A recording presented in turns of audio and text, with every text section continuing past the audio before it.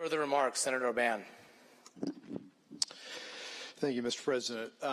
Well, I spent a lot of time wrestling with this issue. It clearly is one of those social issues that has divided and taken up the interest of this nation for a number of decades.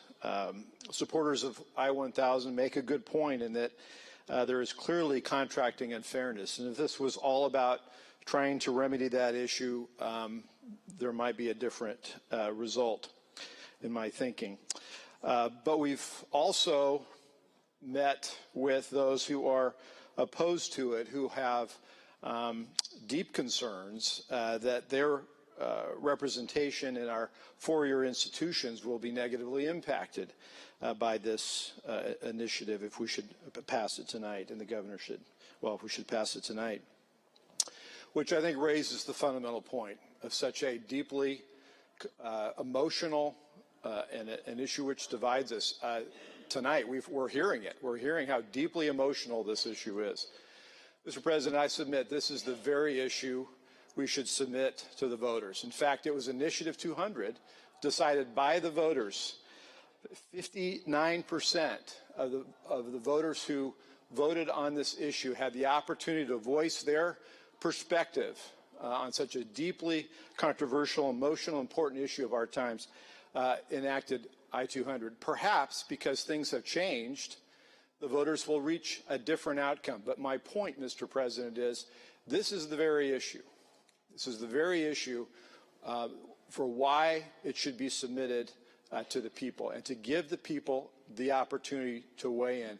There are clearly different perspectives, different concerns about the outcome of this initiative that are reflected on those who are here tonight.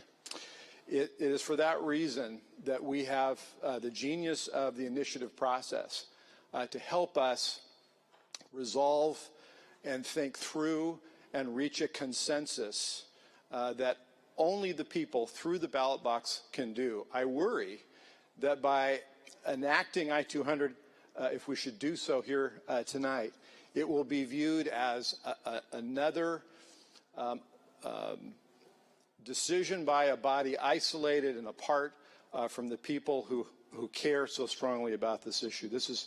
I would urge this body, however you feel about this issue, whatever you think are the most compelling arguments, the most compelling issues that drive your thinking, this is the very issue that deserves to be submitted to the people. Please conclude your remarks. I'll end with this one conclusion, or this one last point.